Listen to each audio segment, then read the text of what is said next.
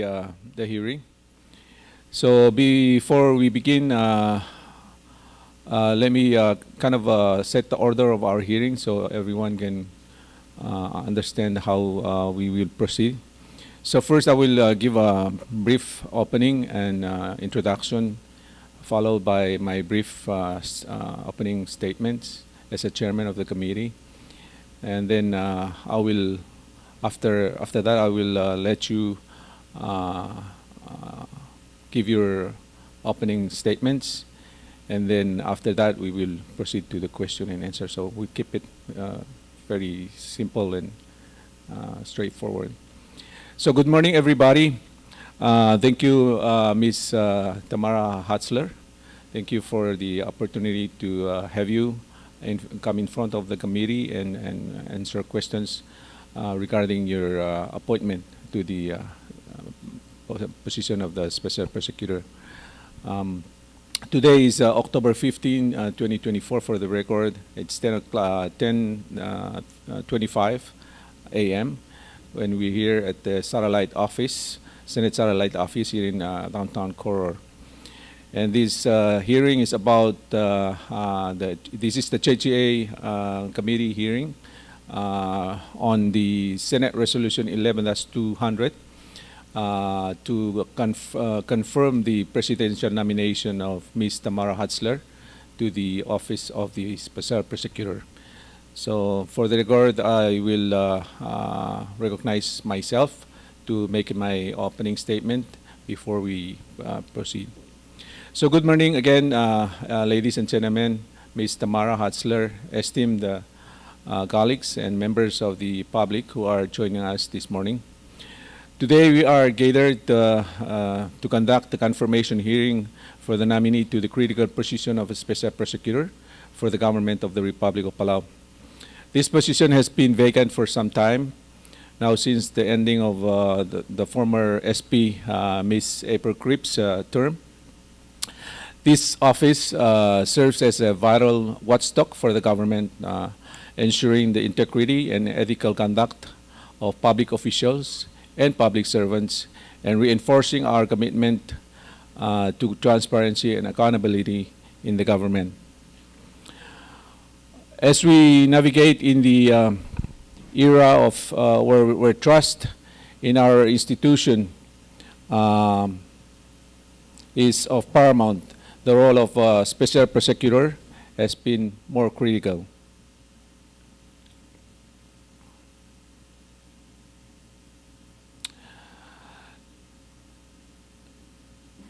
The nominee before us today has been recognized as and appointed by the President Whips to be the best fit for this position. She brings a wealth of experience and expertise ranging from civil litigations, criminal defenses and investigation, legal counseling and advice, to more recently prosecution work as an interim Special Prosecutor.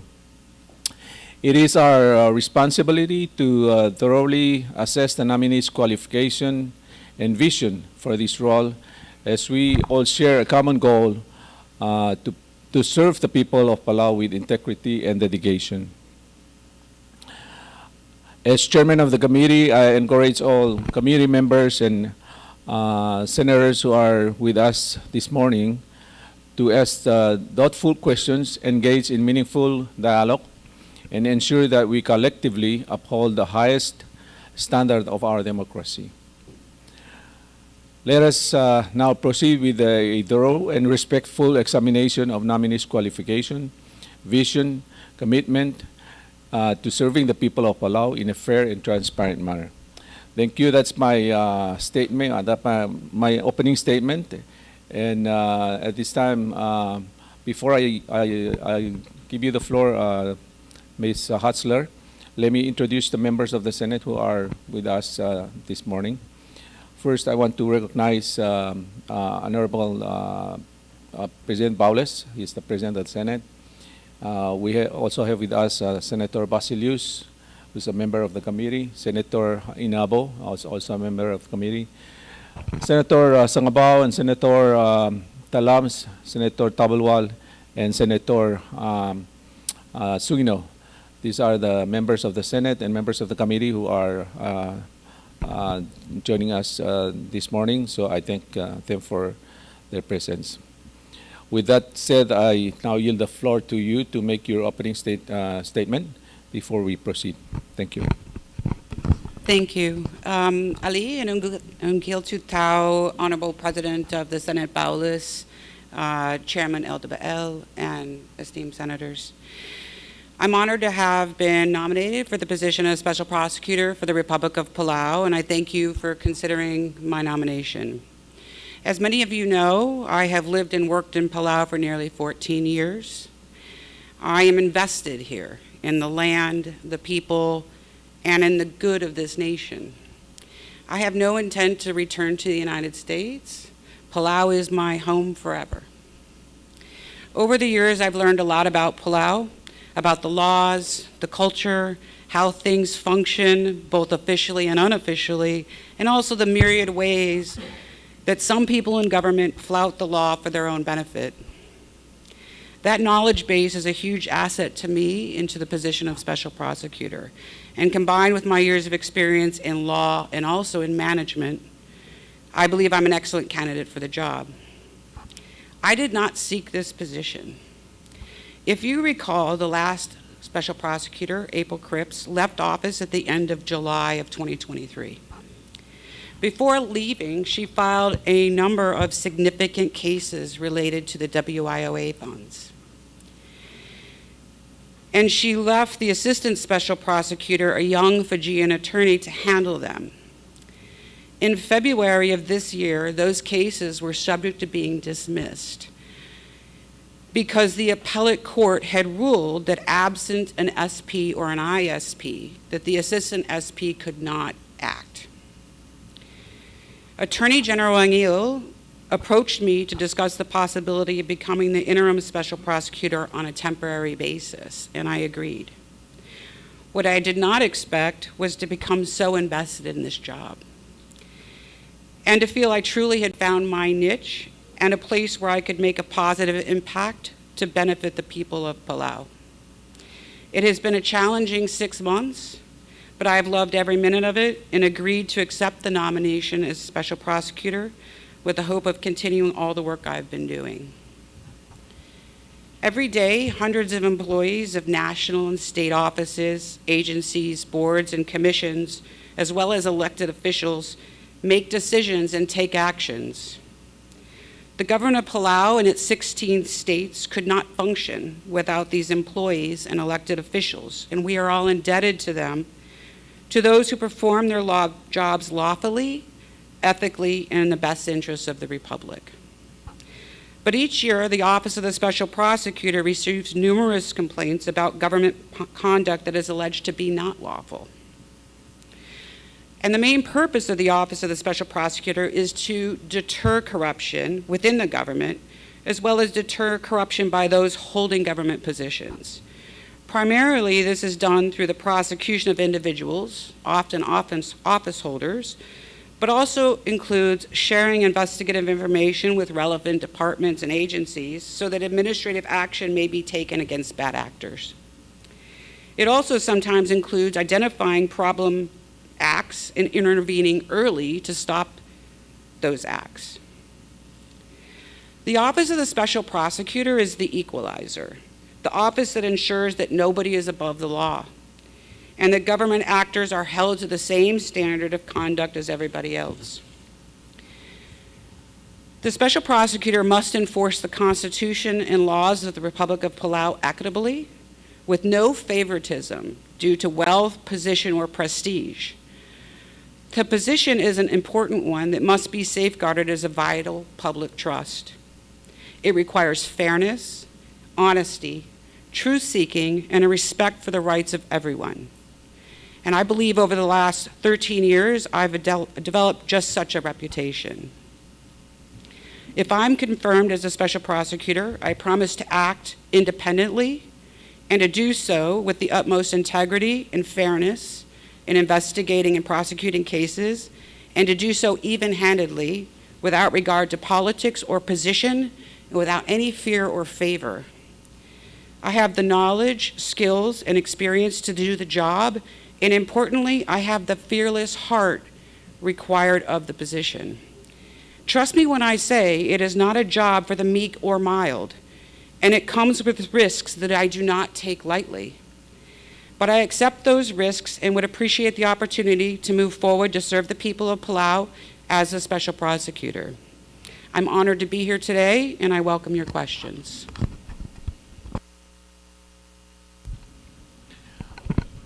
Well, thank you, Ms. Hutzler, for your opening statements. And again, I want to thank you for your response to the questionnaires that we sent you earlier. Thank you for your honest and open answer to the questions. However, there's a list of other questions that that might be brought up that are outside of the initial questionnaires that we sent you. We're hoping. I think most of those other questions are somewhat has been answered by your response.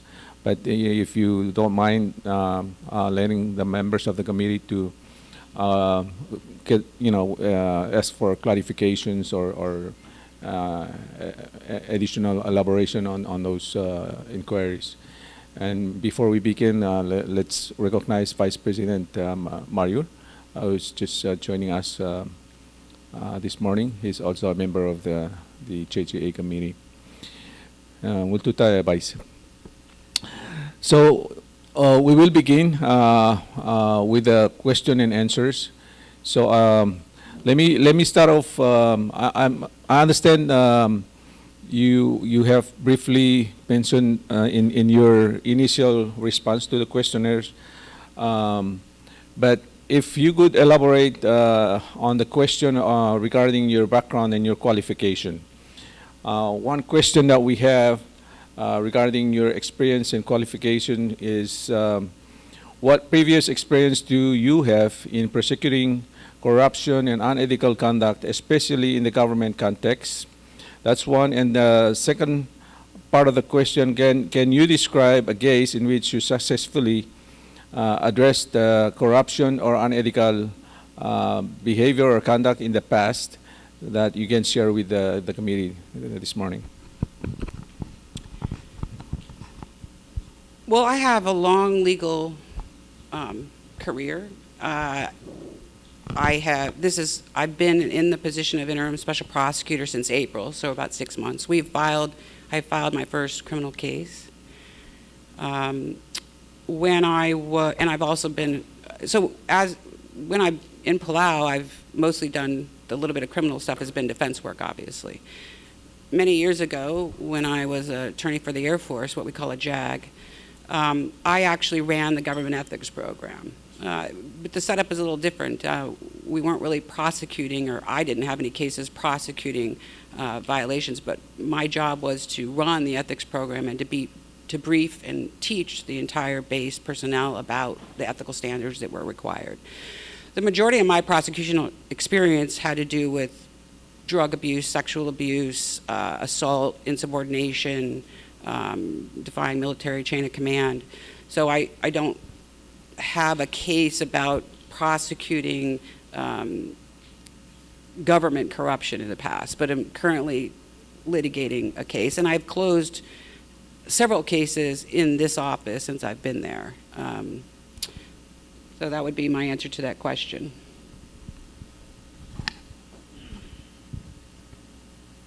I guess sort of a follow-up question is regarding the your understanding of Palau's legal system.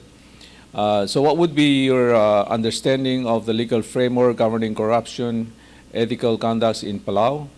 And follow-up question is, how do you plan to adapt your experience to the specific legal and cultural context of Palau?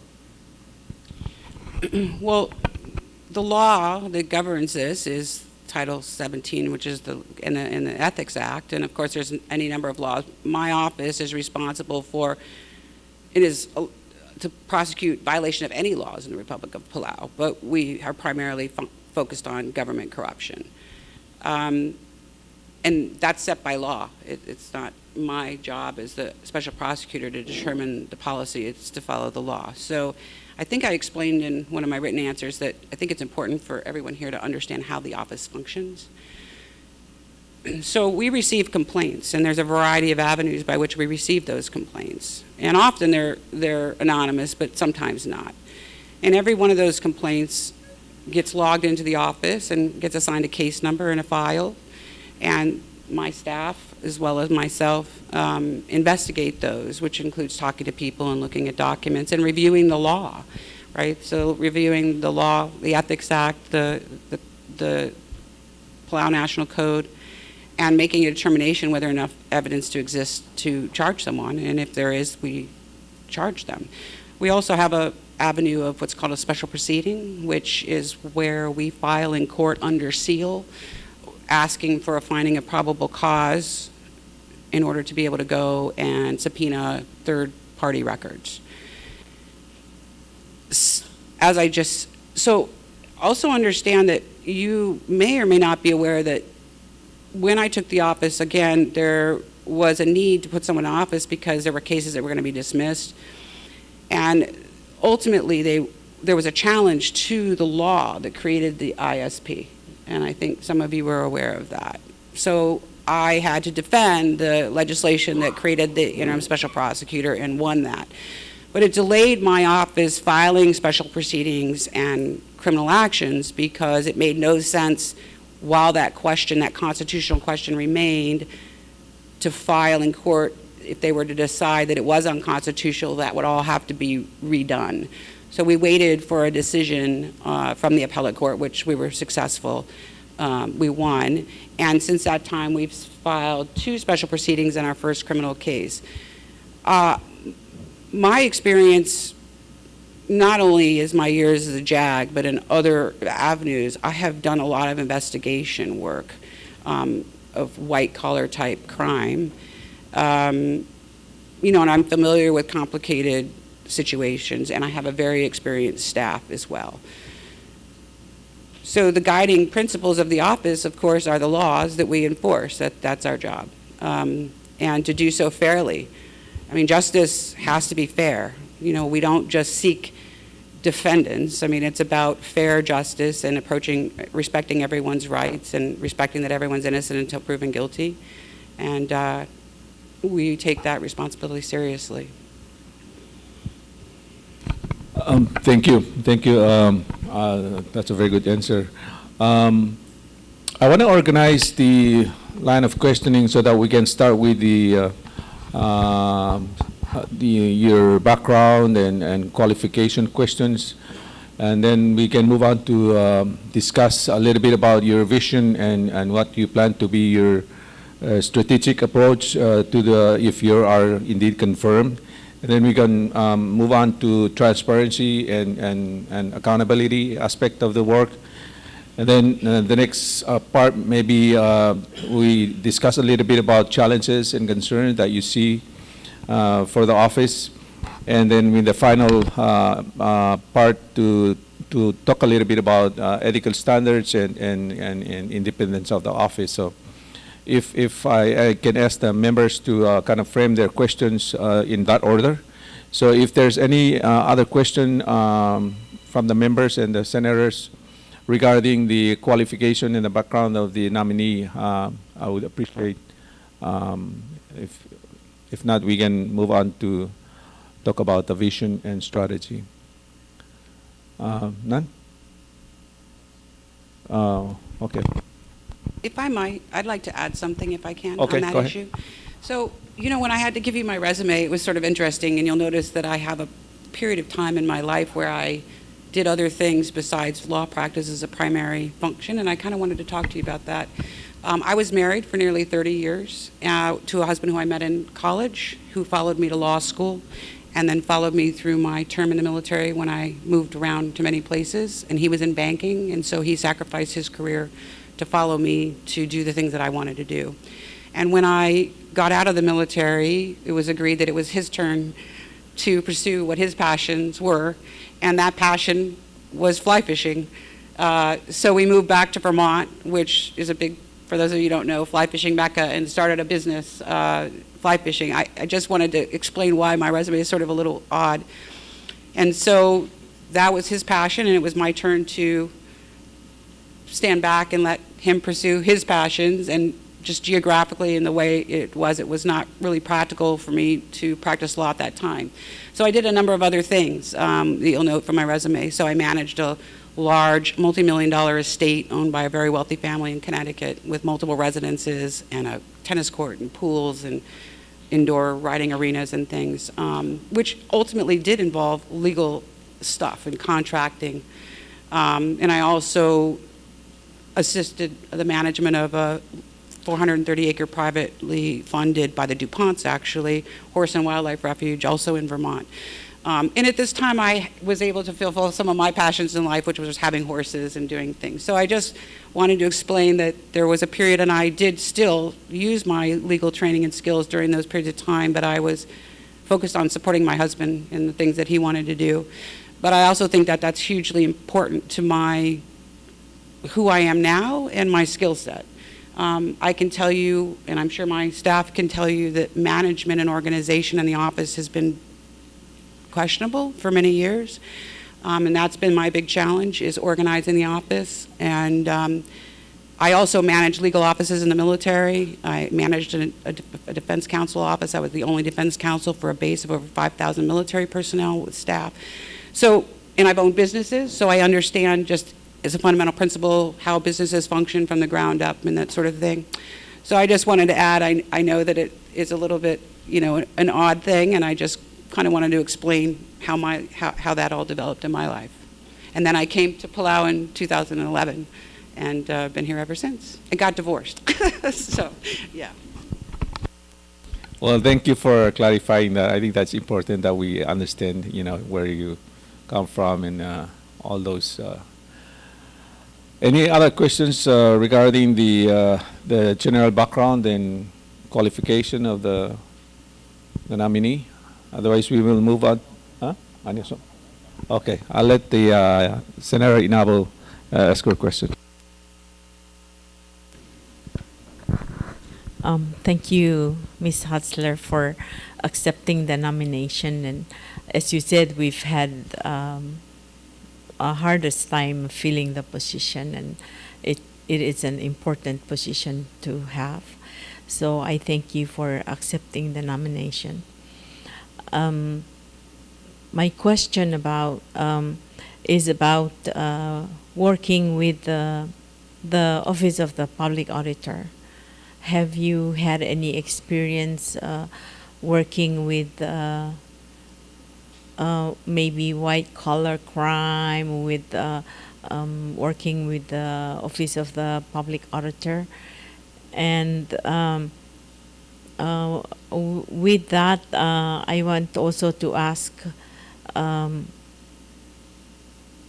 whether your long-term experience here in Palau with all the clients, are they related to any government activities? I want to ask those two questions. Thank you, Senator Nabo.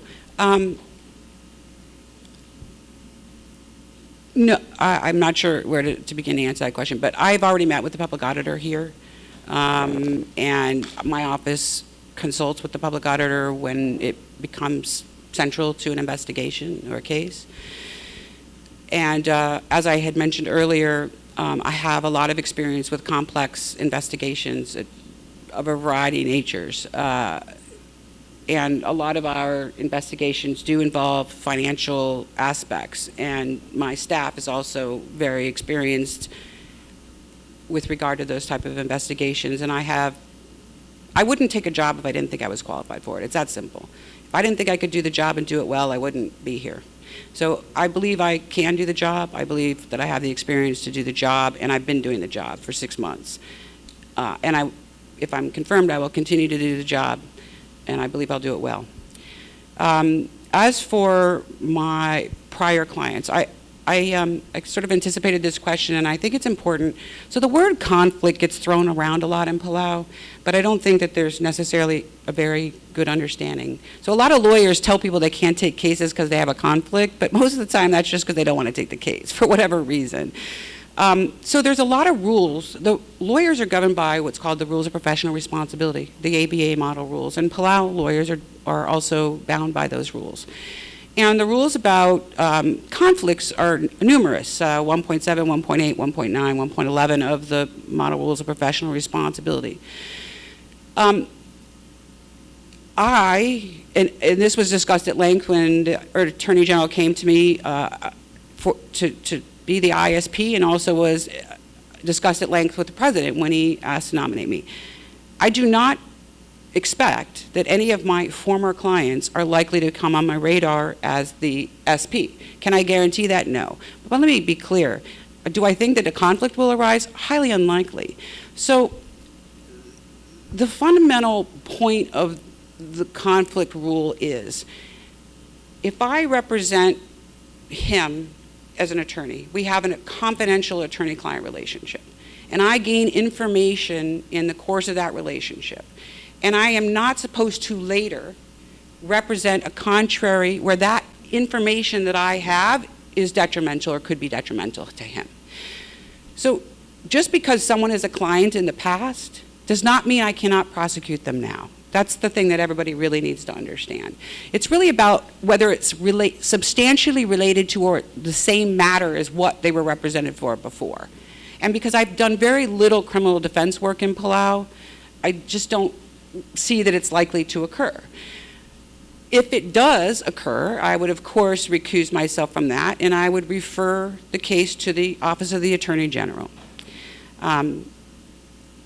So I just think that the chances of it are fairly small, and that the rules are very complicated, but I take my ethical obligations very, very seriously. I think I have a reputation over the years I've been here of being a very honest and ethical attorney. I'm proud to say I've never been, knock on wood, I've never been involved in an ethics complaint or ethics investigation in all of my years of law practice. I believe in honor and integrity, and I would stay far afield of any potential conflict. And I just would make that assurance to you. Thank you for your answer. Very good explanation. Thank you.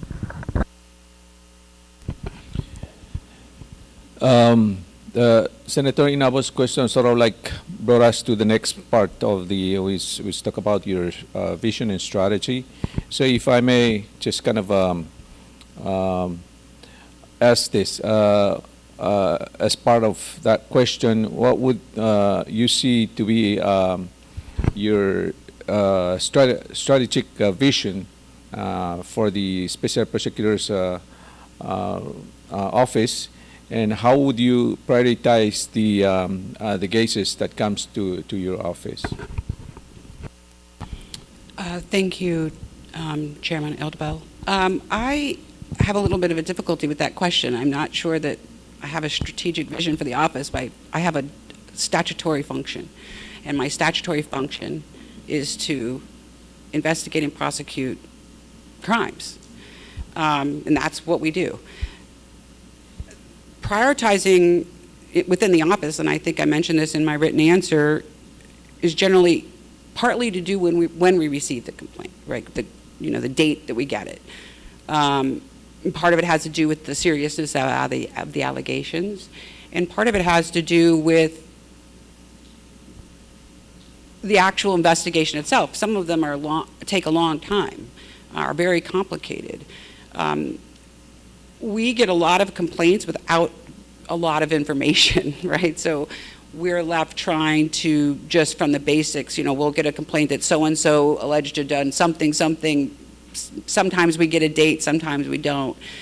And so some investigations may be earlier received, but the process is much longer. And so we may actually end up prosecuting, for instance, a case that was received later, but because the nature of the investigation was shorter, it got filed first.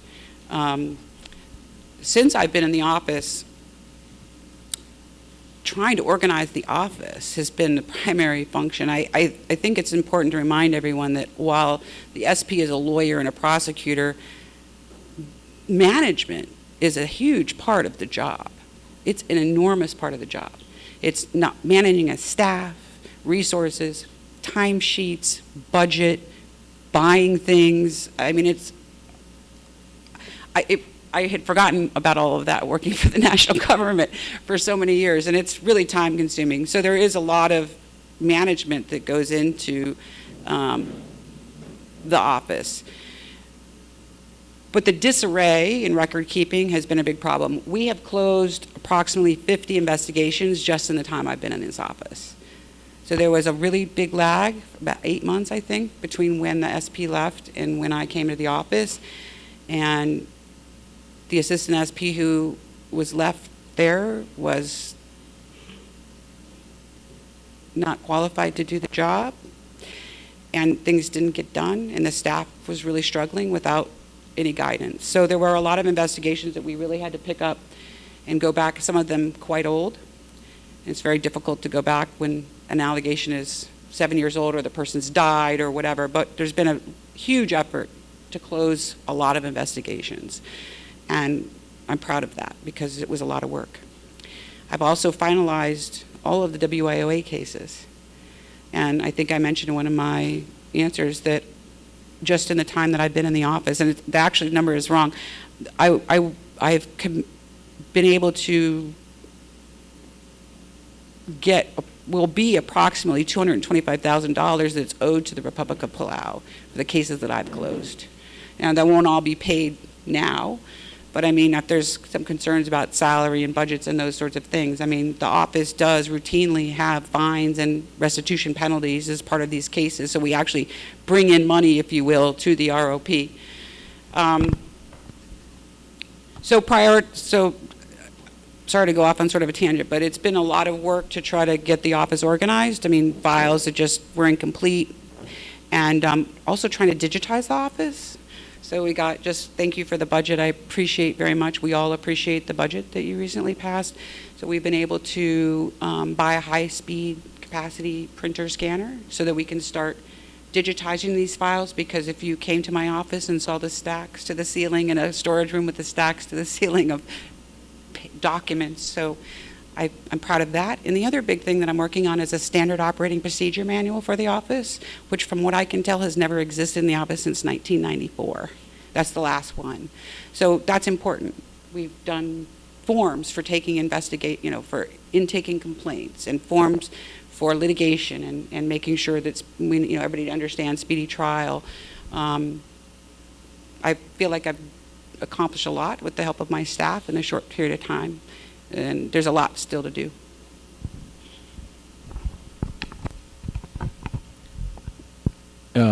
Ms. Hutzler, I understand that in the previous, from the previous SPs that I worked with in the previous time, I understand that some of the challenges that they come across was the collaboration between the agencies. And do you see that as a problem? And if that's, do you have any recommendations, or how do you plan to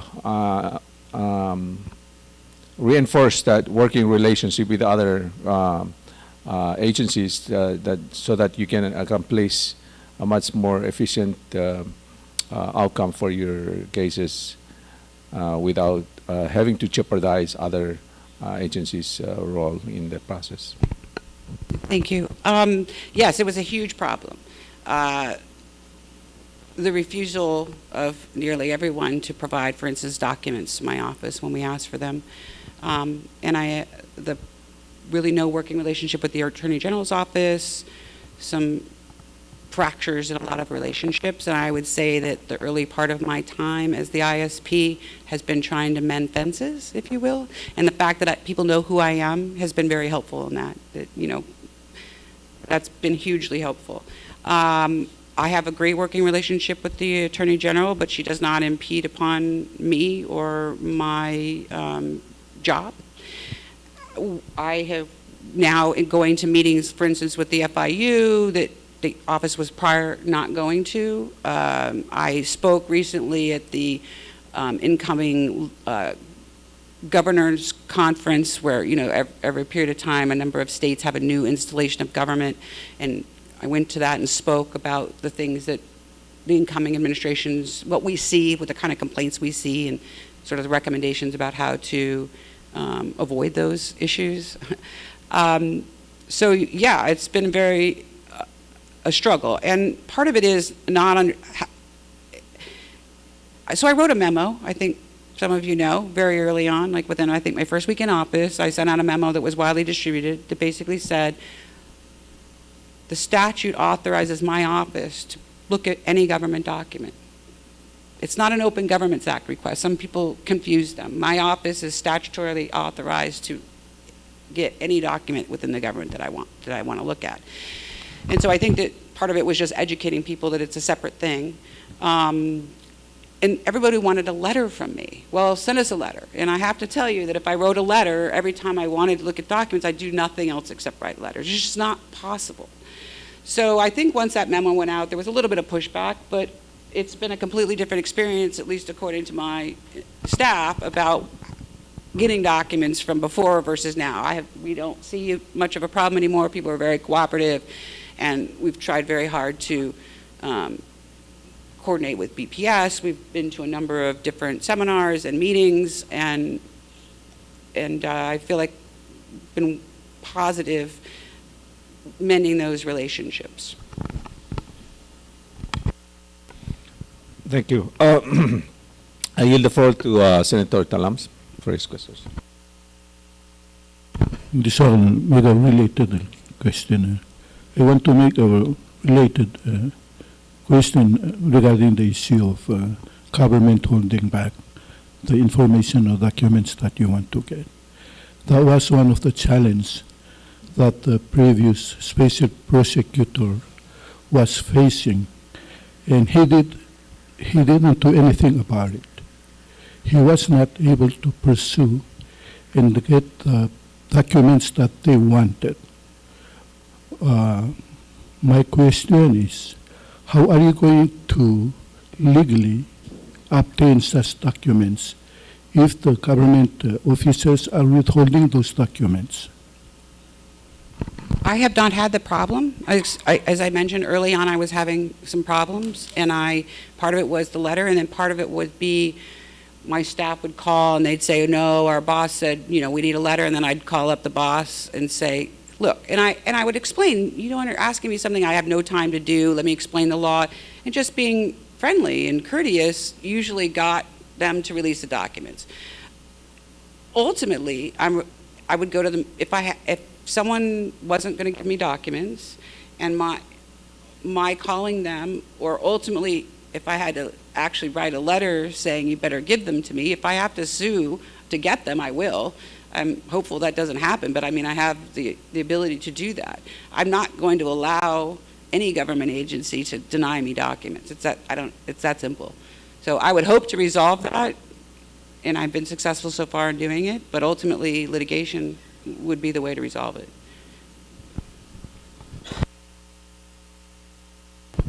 I was just kind of wondering how, because when I spoke with the former Special Prosecutor, because he saw some agreement being implemented, but the contractors never fulfilled their obligations under the contract. He never did anything about it.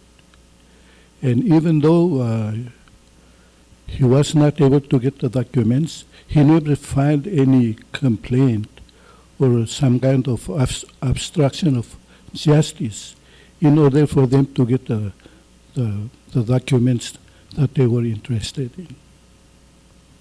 Senator, I don't know what matter you're referencing.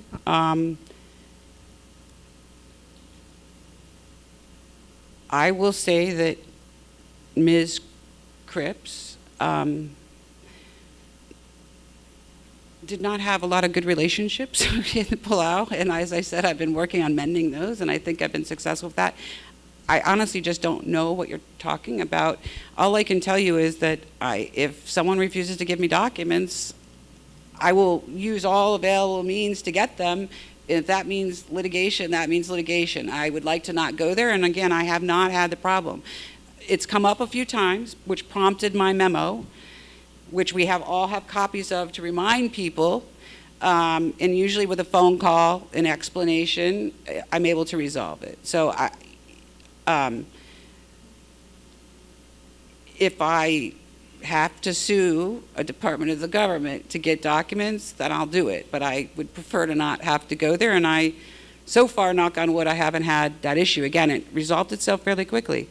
I think, when you talk to people, and again, that people know me matters. I mean, they know, oh, hey, Tamara, so they know who I am, and I'm able to conversate, I'm able to explain, look, here's why what you're asking me is difficult.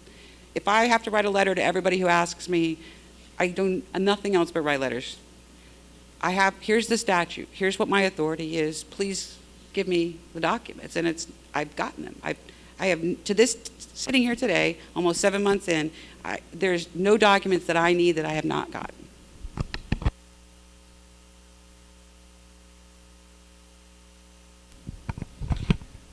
Let's move on to the area of public engagements and reporting coming from the public perspective.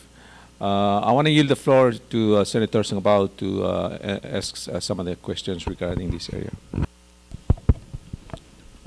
Thank you, Chair, and I want to personally thank you, Ms. Hutzler, for accepting the President's nomination. I don't know you personally, but I understand that you ran a very successful private law firm, and so I guess even considering taking up the interim and now potentially the SP shows, and you answered in your opening statement that it's probably a calling, and I want to thank you for accepting that. I would like to ask a question in regards to when you engage the public to ensure transparency in your investigation. How will you engage the public in ensuring that that it's a transparent process? If they're calling, and what sort of process is that? If you can, and maybe a follow up to that is, and what measures would you do to protect those whistleblowers or encourage of reporting so they can actually come to you for corruption reports? Thank you for the question. So we need a whistleblower protection statute in Palau. That's for you all, right? As I understand it, one has been introduced in the past. My office can't do that. I don't pass laws. So I would really encourage you to give serious thought to a statute that actually protects whistleblowers in a legal way. I would say a great majority of the complaints we get are anonymous, pretty much. So they come through the website, which is anonymous unless they leave a name. I have no way to trace it. I get calls from people that ask that question all the time. We get typed letters delivered in our mailbox without a name. I would say the great majority of the complaints are anonymous to begin with. When we do have people that come to us and are willing to use their name and be involved in the process, we always have a discussion about trying to maintain their confidentiality, but that at some point, if we're going to actually prosecute the case, we're going to need them to testify. And that's the biggest hurdle, really. I mean, we all know, and we receive complaints all the time about things that everybody knows is going on, right? But getting anyone to actually say it and stand behind it with their name is very difficult. They're worried about being fired. They're worried about being politically targeted. So those are the issues that the OEK, and particularly the Senate, can take up in the form of statutory framework, and I would really encourage you to do that. in terms of the public, I mean, we don't involve the public in our investigations, right? Investigations in my office are confidential. We don't talk about them. I'm not going to talk about them here. We don't discuss them unless and until we file a case and there's a conclusion to the case, and then we will talk about it. In the past, my predecessor did a lot of going out and doing public outreach to the states. I haven't done that in the office. I definitely think it's important, as I mentioned earlier, to go to these government, when they're installing new governments, new legislatures, new governors, to speak at those. And it's a priority for me, because those are the people primarily really to be educated about the issues that we see and how to avoid them. And also dealing, with the ethics office. And so I take that seriously. I'm not sure how much benefit there is to having community meetings. I'm not sure that. So I received an email, for instance, this morning from someone saying, can you tell me if X, Y, Z is illegal? My job is not to give legal opinions to people. That's not my job, right? If people want to submit a complaint and say, we think so-and-so did this thing and we want you to look at it, then we'll look at it. But it's not my job to go out into the community and tell people what's legal, to take on these things and give these legal opinions, which is, I think, oftentimes what people want. All I can do is assure you and the public that confidentiality is important in my office. My staff knows it. We talk about it all the time, and we're serious about it. We are always happy to answer questions from anybody in the public. I do have a plan to try to occasionally put in the paper, just reminding people about the website and how they can report things. And if other community events arise that I'm invited to, I'm happy to go to them. There's just a lot of requests for meetings, and I have a lot to do in the office, so it's kind of juggling those. And I'm not sure if that answered your question, Senator. I hope it did. Well, maybe perhaps I can be a bit more specific, but not getting into specific cases. If I've been wronged by the government, or I'm not saying me personally or somebody, can they actually call you and report a complaint? Yeah, we accept complaints over the website. You can call. So can I be more specific? Sure. Okay. So if I have a friend from FSM that's been refused entry to the Republic of Palau, that I think it was wrongly denied entry to Palau, is that your role to actually prosecute that, or is that something that I need to retain my own attorney to seek a remedy on this one? Well, my answer initially is that is not my role, absent some allegation that that the decision was corrupt, that someone influenced the decision, offered a bribe, did some sort of illegal or unethical conduct. I mean, the government makes decisions and has discretion all the time. So in that scenario, my first recommendation would be that they should consult with private counsel. And I would make sure to tell people that, if at some point in doing that, there becomes some question about there might have been some illegal or unethical conduct involved in that, to definitely get back to my office, but that initially that is not the role, the function of my office. And let me just say, we get a lot of that. So we get a lot of chiefs who aren't getting paid or won't be seated, or, complaints about something to do. And that is not, my office doesn't litigate title disputes and clan disputes and chiefs who are mad because the legislature won't pay them or what have you. And we do get a fair amount of those. Okay. I don't know you personally. I think based on some things that I've seen, your posts specifically, you tend to speak your mind and very outspoken. Maybe just like me, and sometimes maybe gets me in trouble of people not understanding where I come from or what I'm trying to achieve. I have to ask you this, and I've seen one of your posts on April 26, 2022, where you talked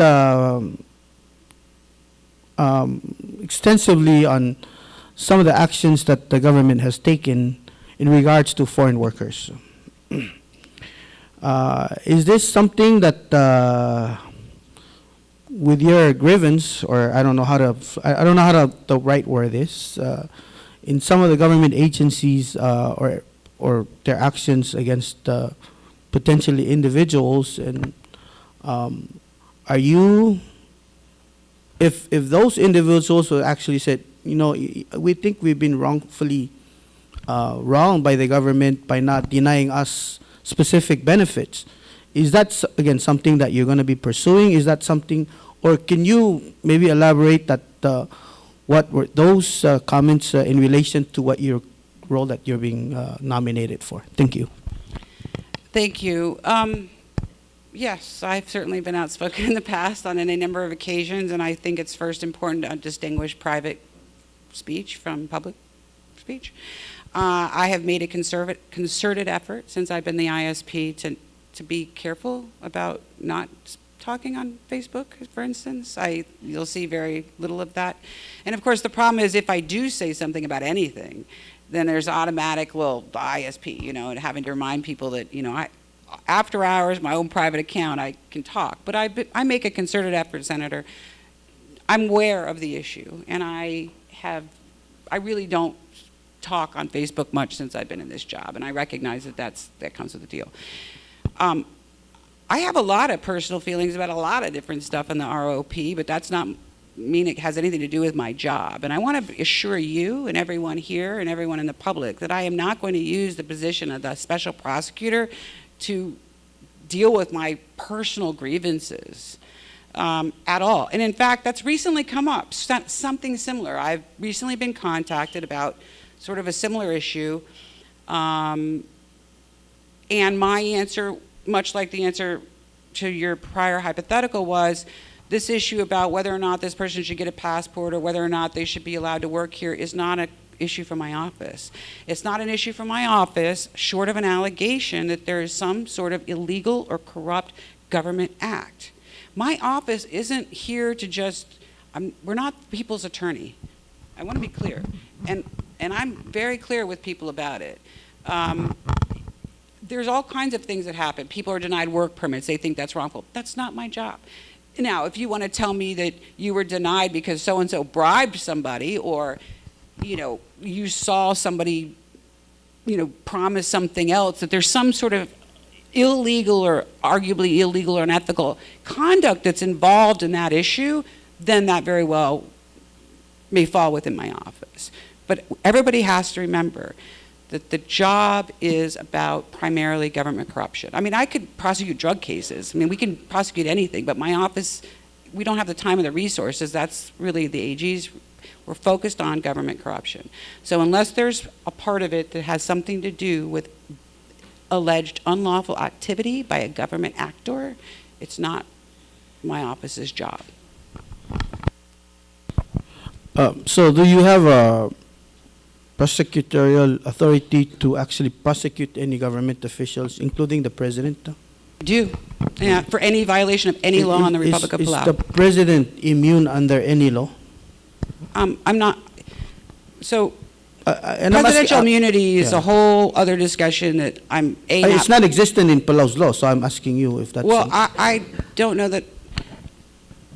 I don't know the answer to your question about presidential immunity in the Republic of Palau. It's not an issue that I've looked at, and I'm not prepared to discuss it today. And obviously, you have some legal counsel. I am not afraid to prosecute anyone. If it's the president, one of you, it doesn't matter to me. And I think there's been some expression of like, well, she's been here too long and she knows too many people. Anybody that knows me knows it doesn't matter. It doesn't matter.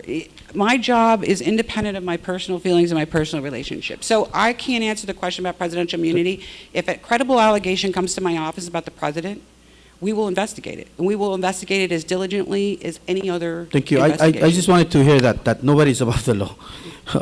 I guess my other question is, in terms of the fine balance between working with the government, helping you prosecute cases, but also at the same time that you can actually prosecute them. Is that the reason why that sometimes they're hesitant to help you in those cases? Like for instance, if a custom officer was, like you were trying to, okay, you need to work with me, but then at the same time, if you get a report about them being corrupt, then you're going after them. So is that the reason, perhaps the reason why you may find it difficult, and how would we remedy that in terms of, I mean, you have a very wide prosecutorial authority. I mean, sometimes thinking that, you know, it's everybody under the sun, I guess. But can you maybe talk a little bit about that?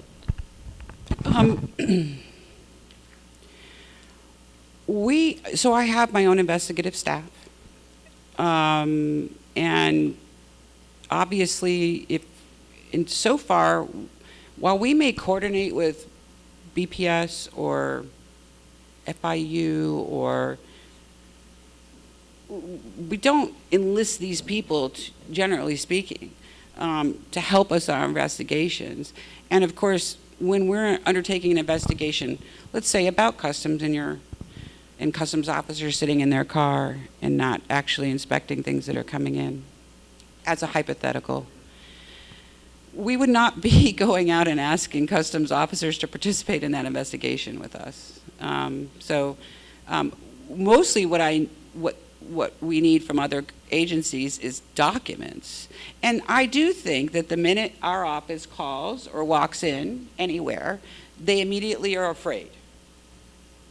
You know, they see us as, oh, we're here to, you know, we're the enemy, we're here because you've done something wrong. And so myself and my staff have made a lot of effort to explain, look, you know, we're not your enemy, you know, we're here, we just need documents. We're not implicating you, we're just, you know, I think it's just, I have good, you know, staff. I think it's helpful my staff is plowing, you know, to sort of dispel some of that, and part of that's just education with the public. So that's just not a situation that I have encountered so far in the office, and I'm not sure that, you know, we would ever have actual people sort of like working with us in that capacity. General, ako na mo ko na plakatak lagi kita ko adilek follow la na question. So lang. Thank you. Any other questions?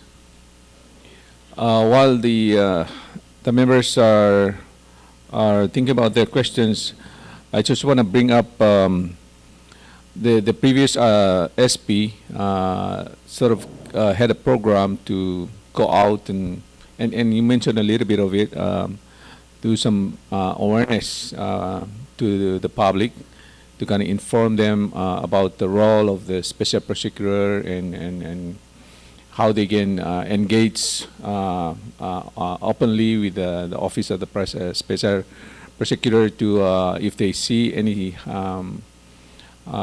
signs of corruption or unethical practices, to sort of like make the public more engaged with the office. I think the idea was to make the public to be have some trust in the office, that you are there to watch over our government officials and public servants, to make sure that they carry out their role and authorities, given authorities, in a manner that's appropriate and accountable. So do you see that effort working, and if so, do you plan to continue pursuing for that kind of a public awareness program? Thank you. I think there's a place for it, and I mentioned going, for instance, to the installations of the new governments and talking to the people who are the ones that are potentially the ones committing the problems, and trying to sort of deter that from the ground. And I think I mentioned that I have a plan to try to have potentially some articles in the paper reminding about how to report things. And I created a Facebook page for the Office of the Special Prosecutor. Just haven't had a lot of time to work on it.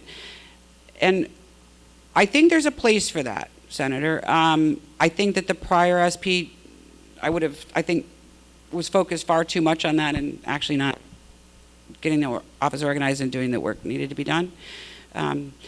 So yeah, I think that that's fine. Again, I understand that, you know, I've come into the job and the office was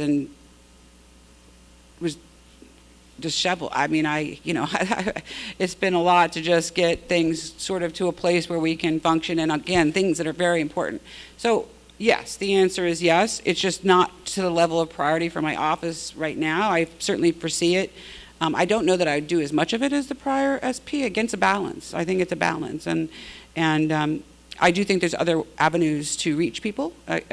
Articles in the newspaper, potentially doing maybe one of the radio shows, because when you're talking about holding a separate town hall, which is, a little different, or attending another state visit of somebody else and we get invited to go, versus us setting up our own sort of visit.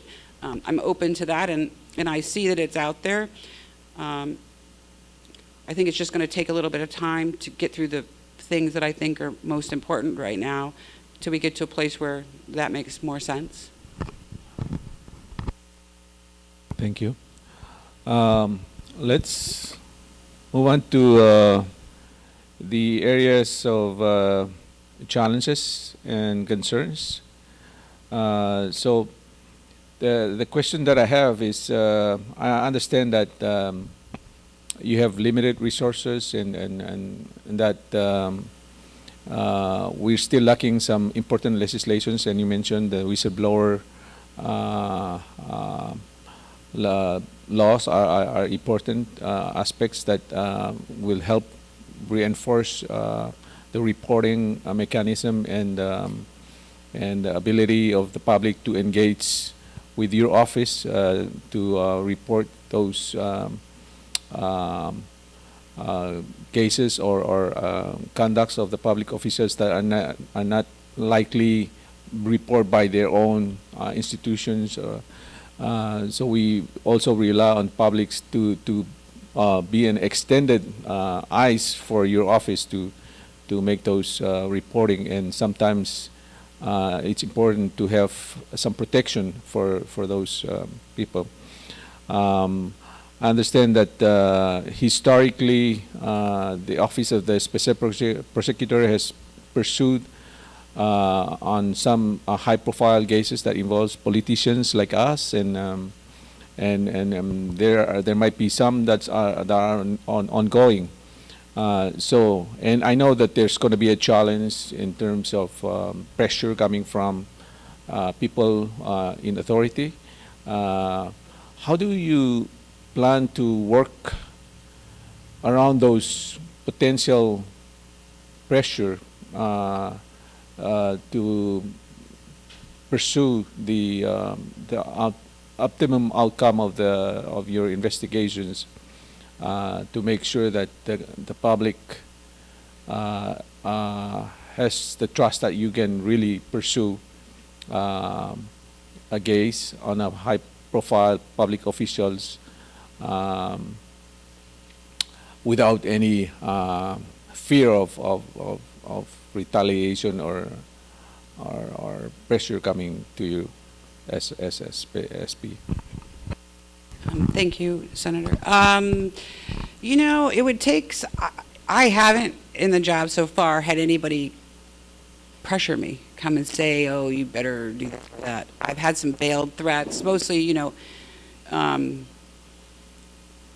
I can't even imagine someone doing that, to be honest with you, Senator. I mean, if anybody came to me and said, oh, you better not pursue that investigation, I would literally say, are you kidding? I would have no problem looking at you and saying, this is inappropriate, don't speak to me. I mean, I'm not worried about that at all. I have zero fear of political pressure. Be honest with you, the fear is more about personal safety, to be honest. I mean, I don't think there's many people that would come up in my face and tell me not to prosecute somebody. I mean, that's just way too obvious. It's things like the reports from the prior SP having all of the lug nuts on her wheels loosened. It's weird phone calls in the middle of the night. It's all the people saying, you better be careful.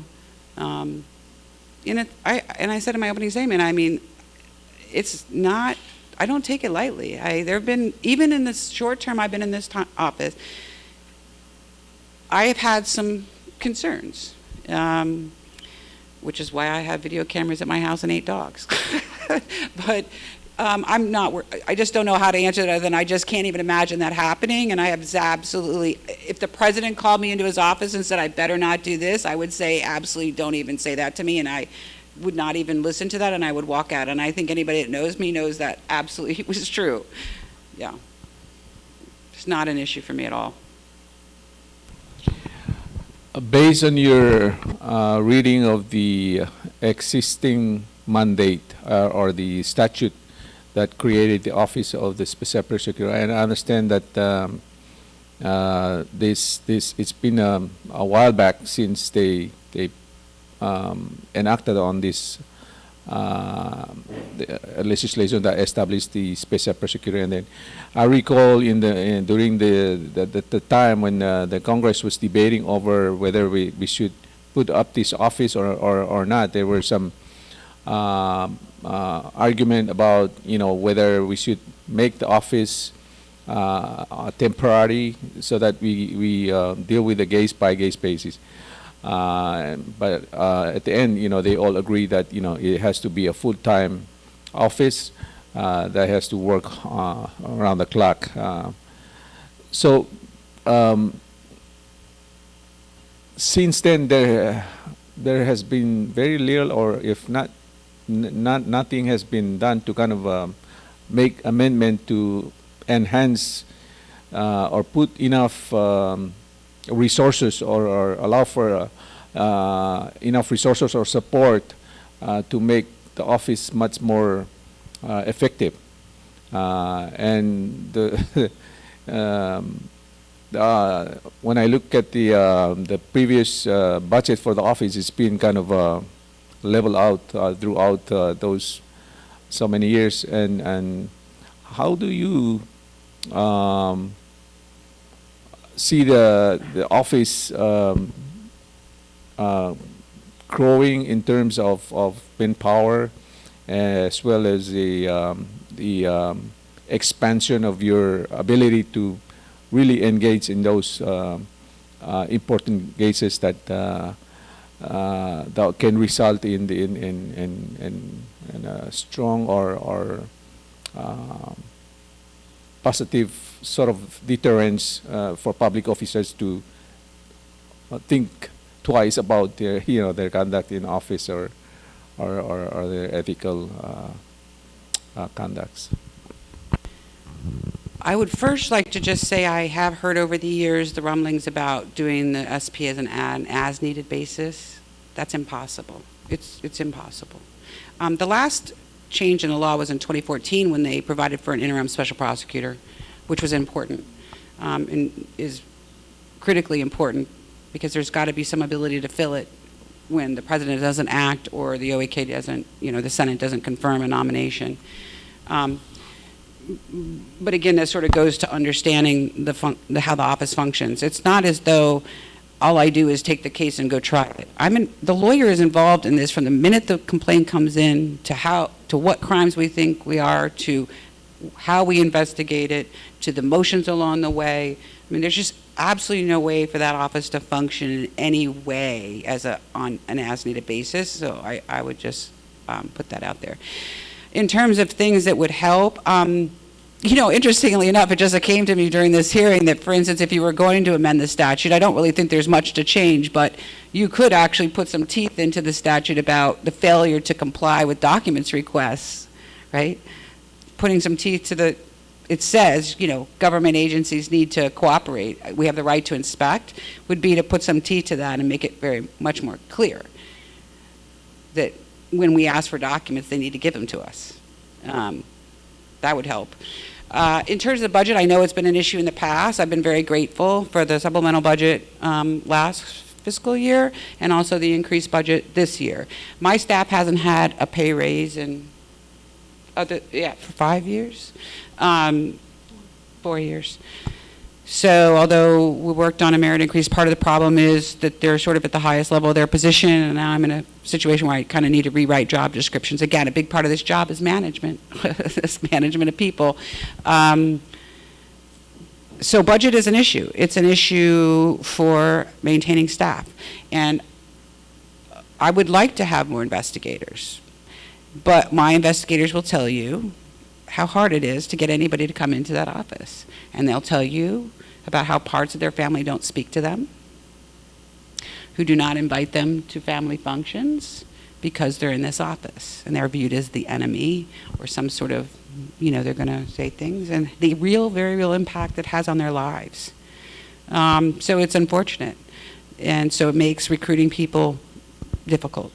I do not have an assistant special prosecutor. I have set aside some of the budget money for that if needed.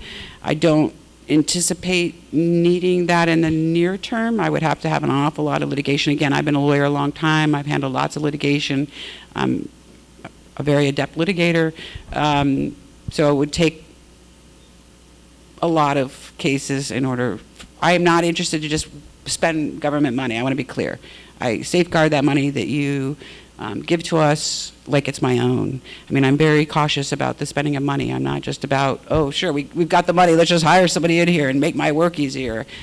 So please know that we appreciate the budget and that we really try to make the dollars count.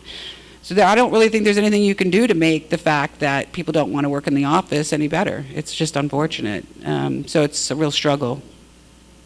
I've recently created and staffed a paralegal position, which is part-time, which has been very, very helpful. And I have an admin who wants to leave, and I've got to fill that role. So, it's just a lot of the complications of managing an office. And I'm not sure that I answered your question, but the budget's good, and I'm appreciative. We've been able to buy a couple of vehicles, which we desperately needed, and I think that you've been able to provide what we certainly need, and I would just ask that in the future, if I'm confirmed and I come before you, and asking about budget, that, you listen and hopefully understanding how our office functions will help with those requests.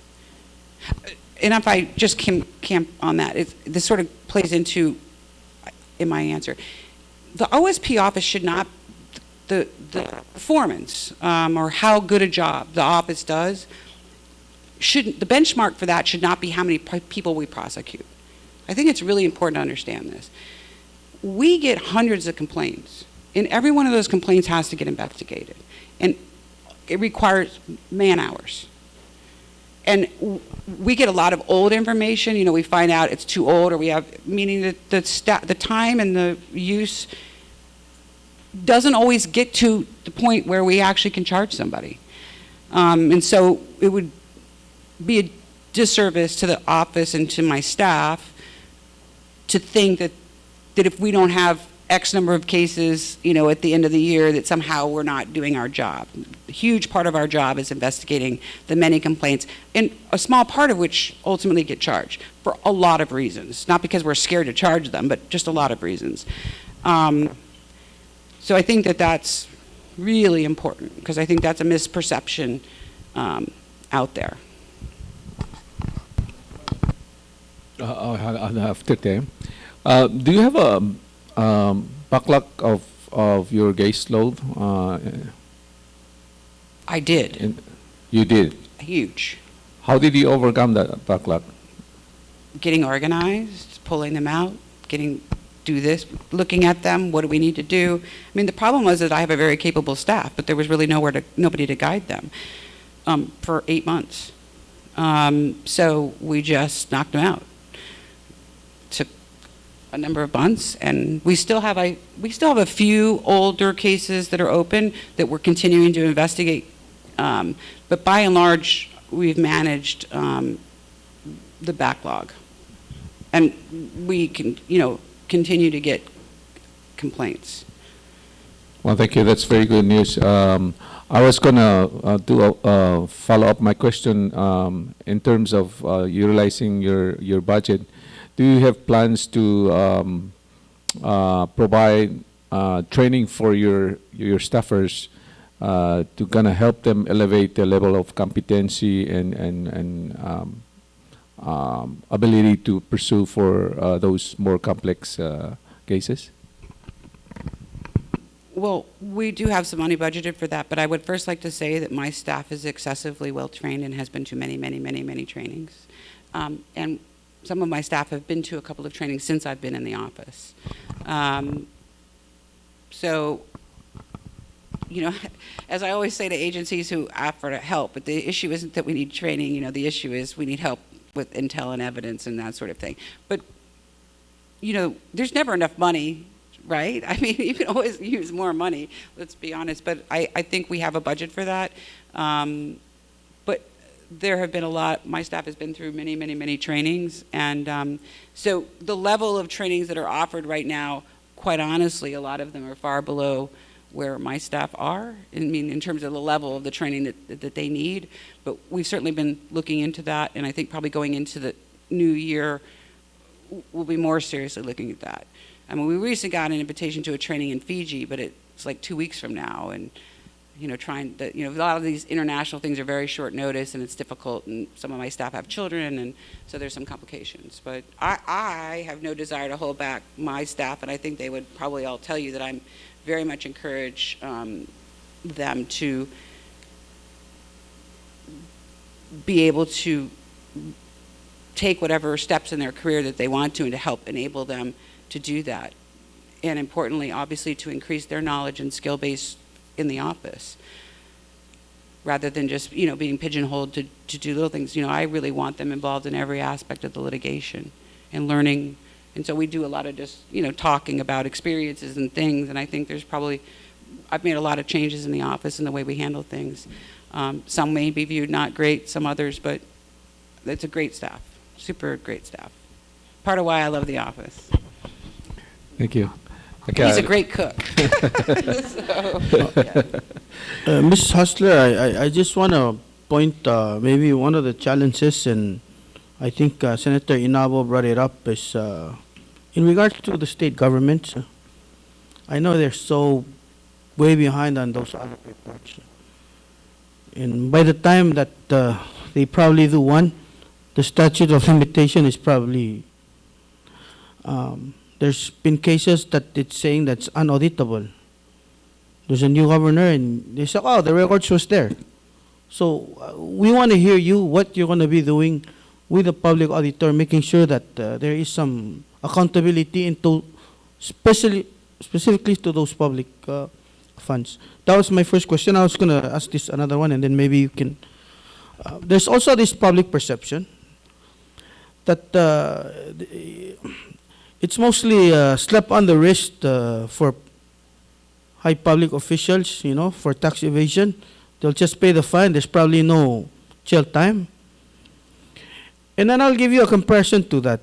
If some drug addict breaks into a government office and steals $50, that's $50 of government money, yet he'll be slapped a year in jail.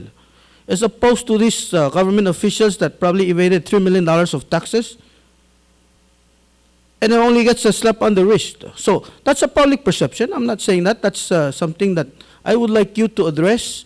Maybe the cases are different. So I want you to come out and say, look, we've done the best we can. This is what we're about. And so if you can explain that, I think I would appreciate that.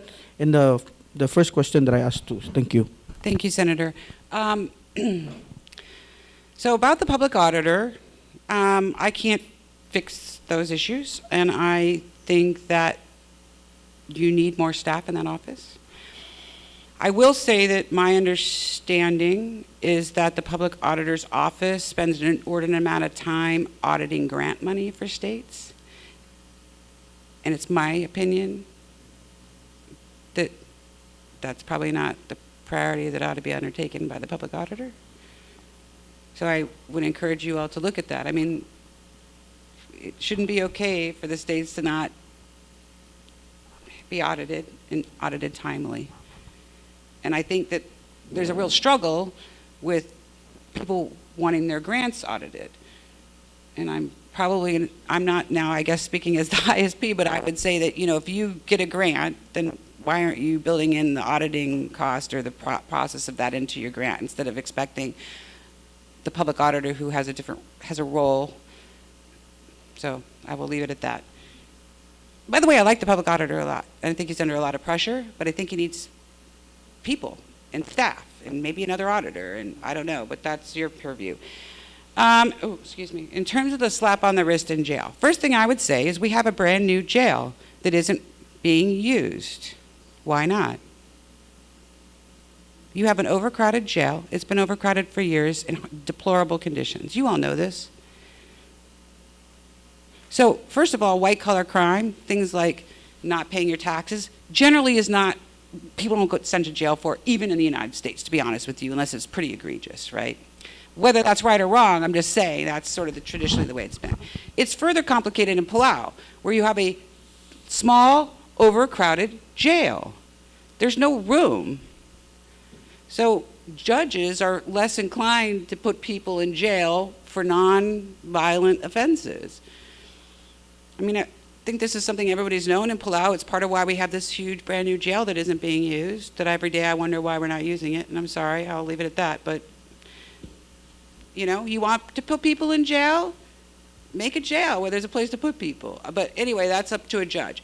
In terms of the slap on the wrist and the decisions that are made and the prosecutorial discretion about various cases. So, you know, we can go to trial on cases, and there's always a risk at trial. You know, it doesn't matter how good you remember, the standard in a criminal case is beyond a reasonable doubt. It's a very high standard. Some cases, if they're felonies, are a jury trial, some are bench alone. There's a lot of time investment in a trial and not guaranteed to be successful. So doing plea agreements is common, and it's not necessarily a bad thing. And I think that there is a little bit of a feeling that, for instance, when you're talking about theft of money, which is a lot of what we see, getting the money back is very important for the ROP, is actually getting the money repaid. And so we do them. And I will say and represent to you that those decisions, at least as far as I'm concerned, will never be made because of who somebody is or what office that they hold. It's about what the best interest of the case is. Can I prove it? Well, how good is my evidence? How good are my witnesses? Right? And this is where litigation experience is so important, because it's oftentimes far better to get a deal where I'm going to get the money back than it is to risk going to trial and losing, because it's a high standard.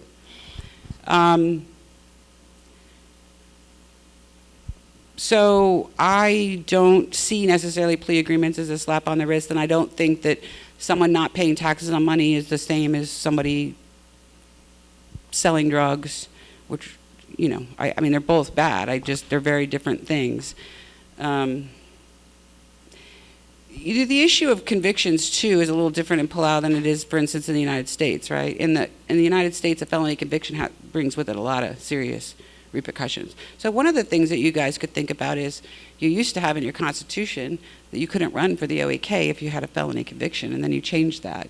So for a lot of people, I think it's those sorts of things that take away from the deterrent effect. There's people who get felony convictions, it doesn't matter. They run for office, they get in office. You know, there's several states that have in their Constitution, but sort of far and few. So, I mean, what does getting a felony conviction mean in Palau when you can still run for office? I mean, so I think that's some of the problem, which is certainly not within the purview of my office.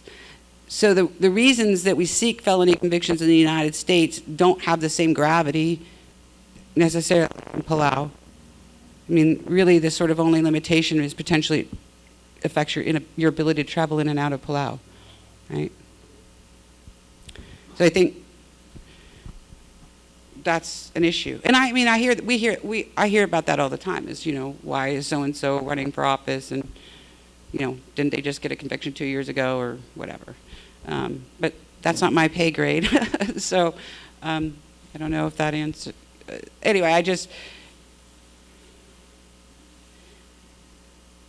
you know, jails are just a complicated. It's just a complicated thing. I think, you know, people being on probation and having to report to probation is not to be under. It's important to understand that that's a significant thing, right? You're told you can't do this, that. You have to report in all the time. I mean, it's a fairly significant intrusion in life. So I don't think it's a small thing to be on probation. I just don't think it's terribly realistic to think that in Palau we're going to put people in jail for not paying taxes. I mean, for the right case, certainly I have no problem seeking jail time. But again, I would say that even with the right case, we got a problem because of the jail.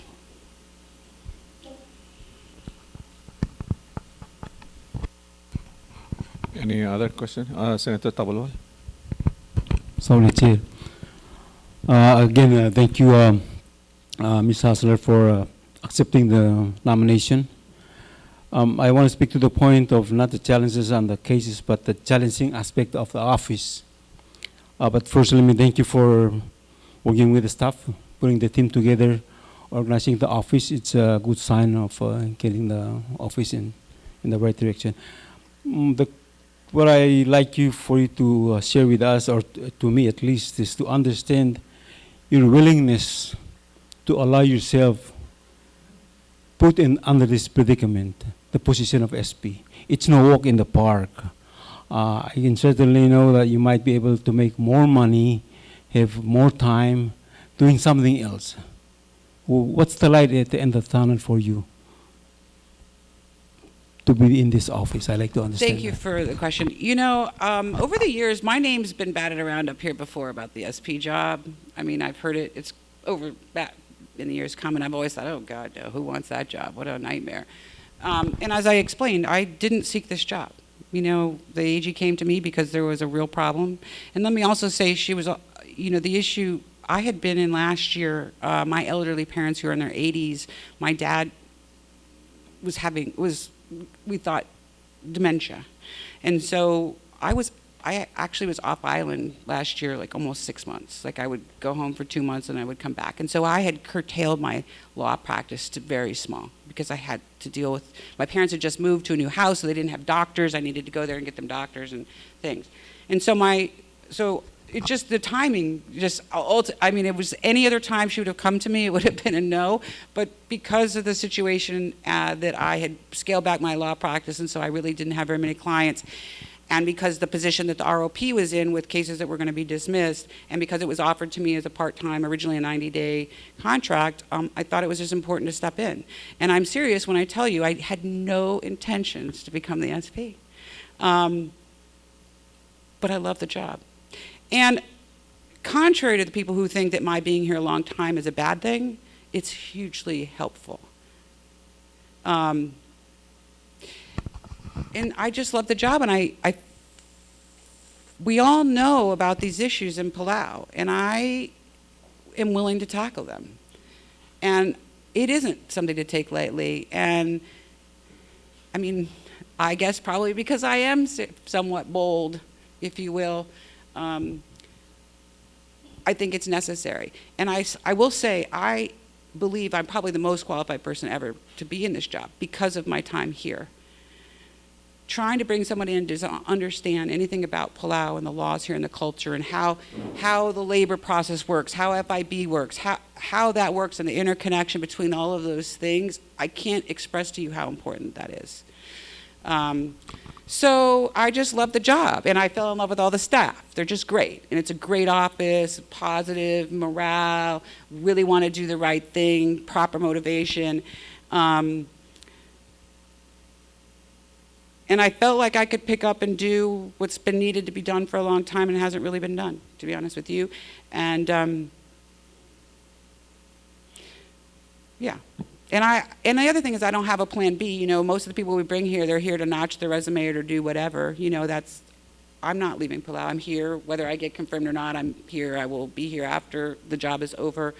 And so I actually really am invested here. I love Palau. It is my home. When I go to the States to see my family, I say I'm going home. This is where I live. I will die and be buried in Palau. And I care. Yeah, I don't know. I'm going to get, sorry. Thank you. I think just to know that I appreciate the fact that you are willing to take the elephant in the room. We talk about the elephant, but it's always easy to let the elephant sit beside us, and you're the person willing to take that, and I appreciate your willingness to take this job. and help us. Thank you. Any other questions? Senator Inabo? Ms. Hutzler, thank you for your time in Palau. We really appreciate that, and we appreciate your presence in our community. Since being here for so long, you know how our traditions are and how we help each other all the time. And sometimes those traditions translate to our positions in the government, and maybe intentionally or unintentionally, we sometimes, as government officials, allow use of government property, government time, government assets for our people because of our traditions. And I think you would be understanding of the sensitivity of some of these issues, and how sometimes it reflects on our positions in the public positions. My question is, how do you see that? How do you use your selective prosecutorial authority to kind of evaluate that? How do you decide what's worth your time to prosecute and what would be maybe traditionally sometimes we see them as, because we're Palauans, we do it that way.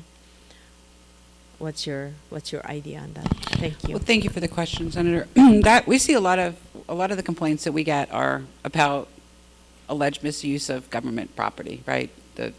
Somebody's roof, or they're using the car, or they're whatever it may be. Generally, it's about stuff. It's not usually about money so much, but it's about the using of government resources. And of course, I live in Newell. You all know I lived in Newell for over 10 years. I mean, you know, I'm well aware that the state excavator gets used to pull up the stumps in whatever person's yard. I mean, I understand the fundamental nature, the community nature of Palauan culture, and I appreciate it. It's why I still live in Newell. You know, I've been there a long time.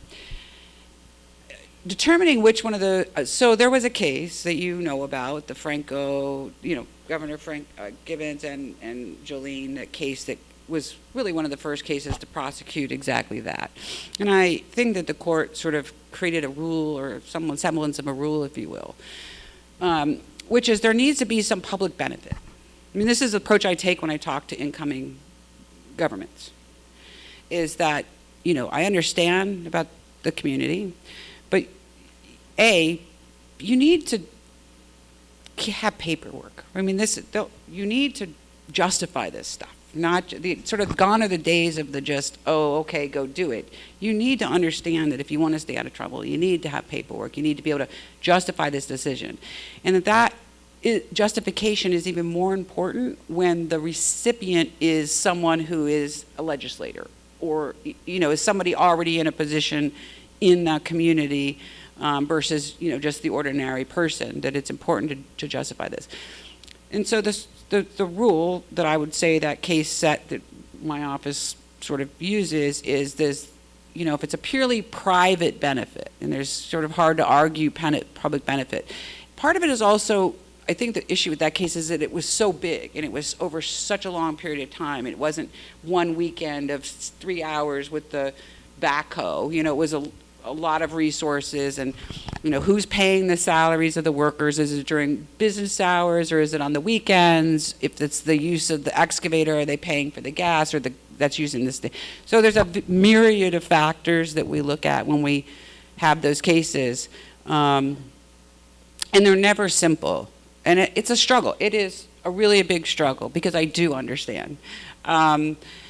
And so it really is just, how egregious is this? How much money, you know, how long are we talking about? Who is the recipient? I mean, because it's more egregious when it's somebody already, you know, the governor or one of the legislators.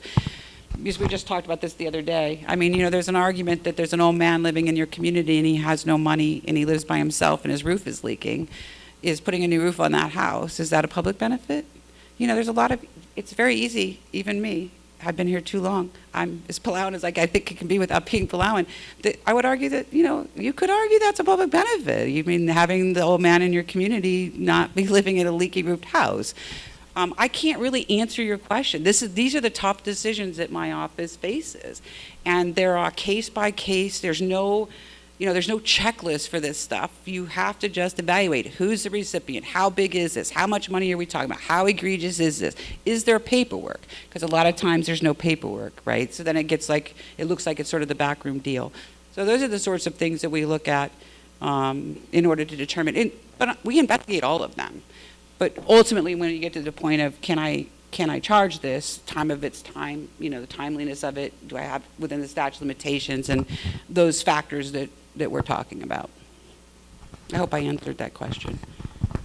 Thank you. No, you answer it very well, and I think you understand our culture and then how we public officials use our position to our advantage is important too. So thank you for that. I appreciate it. Senator Talams.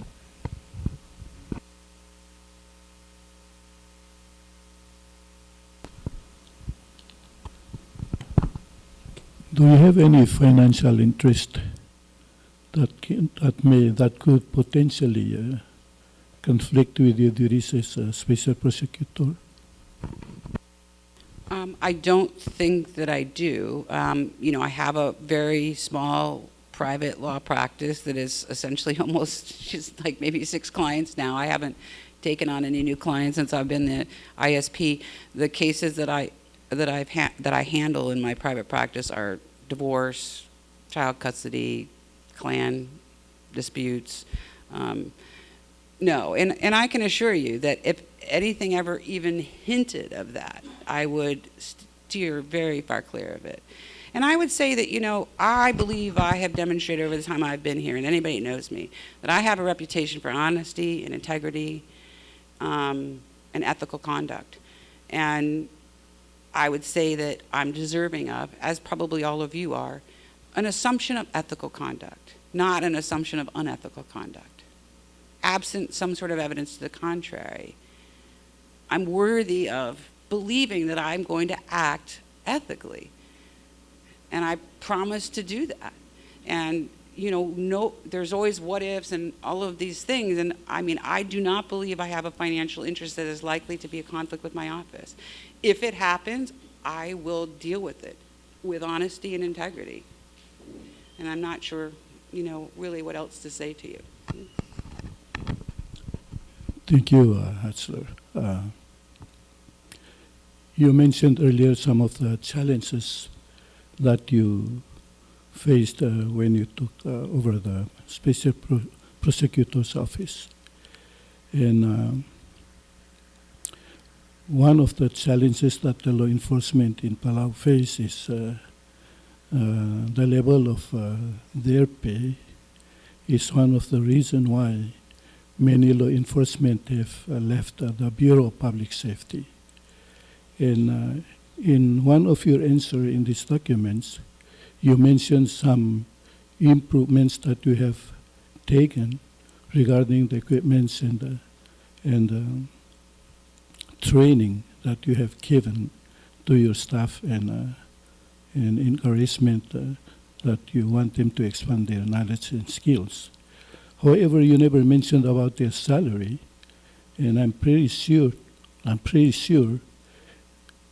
their salaries have not been increased, and we have given you over $80,000-$90,000 salary, which we have enacted by law. And we want to see your recommendation in order for you to retain your staff to increase their salary. I think they deserve in their position right now with this critical work that they're doing. If I might respond. So since I've been in the office, all of my staff received a merit increase, which they hadn't had in how many years? 7 years. So I already, in a short time I've been there, got them the only thing I can get them. The reality is that the job position description that they're in, they're at the top of it. There's nowhere to go. So what has to happen is I have to rewrite the job descriptions. I have to create new jobs.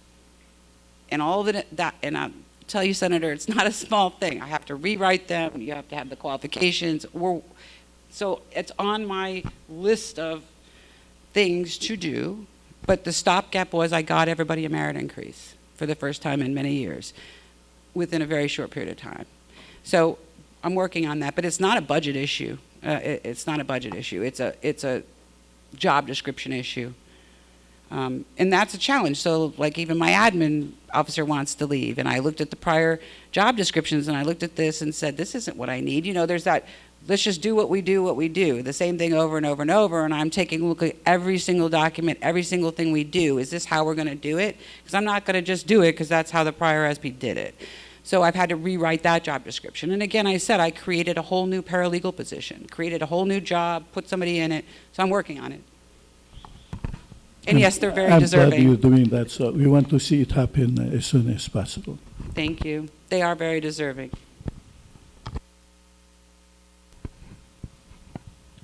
Senator Sungino? So lang, Chairman, Tiagoram Aswell, good afternoon, Ms. Hutzler.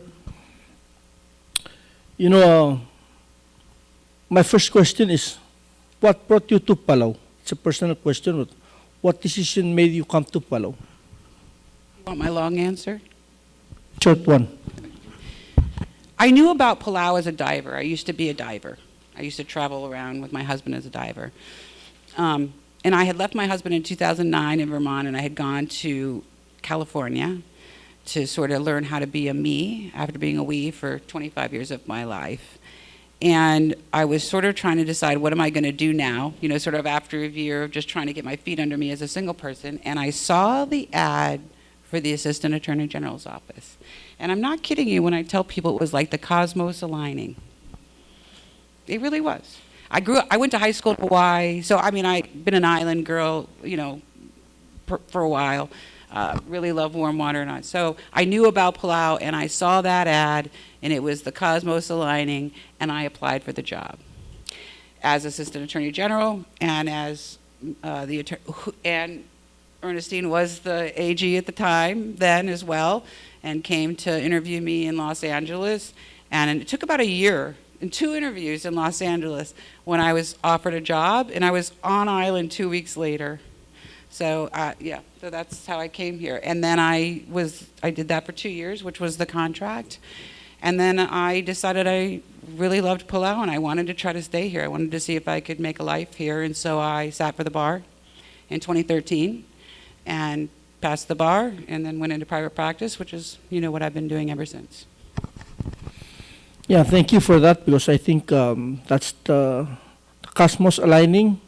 And after 14 years, you're here, and you're invested. So those are things I circled, because I've been listening to you. Investor, there's no conflict of interest, understanding, bad actors, safety. You're from Yewal. There are classmates sitting beside you. I don't know if I'm ethically sitting here rightfully, or so those are just things I wrote. And then I think the most important thing is the SOP that you mentioned for your office, because just listening to you, you're trying to organize an office that's been in array, that's just doing a lot of work, and there's no continuity, and there's no sustainability, and people are coming in and going out, and there's no trajectory on how you see it develop into a full-blown, respected office. And I think you're doing that job. And you mentioned those in your resume about the estate manager, the assistant manager. And I think those are important part of this discussion, because that's what made you know how to manage people, how to create an office that's going to be people know their roles and responsibilities, and how it aligns everything so people know their roles to deliver the services that is needed from your office. And I think those are major things that you said that I would, it doesn't really align with the title that you're having, but it's the managing part of it. It's the organizing of the office that's basically the most important thing that you need to do before you spearhead into the next part of the whole development of your office. So, I thank you for those comments, and I thank you for the opportunity and the willingness to do this work, because it's a safety concern about it. But I know Newell is a safe place for you to stay, and they will protect you. So thank you for that. Just add that, yes, management is a huge part of the job, and being a lawyer isn't about being a manager, right? I mean, for a lot of people. So, yeah, those other things have helped a lot, and I think is helpful to the job. Thank you. Any other questions? We're coming to the conclusion of, so Senator Basilius.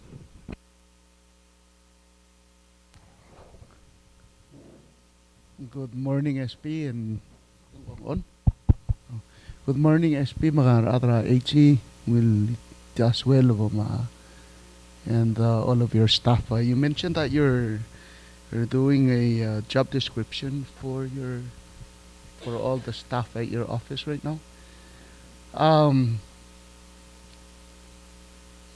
which is really good. Thank you for that. But I was thinking about the salary scale that we just put up for the Office of HG, SP, and especially for the salary scale that we talked about earlier for the budget 20.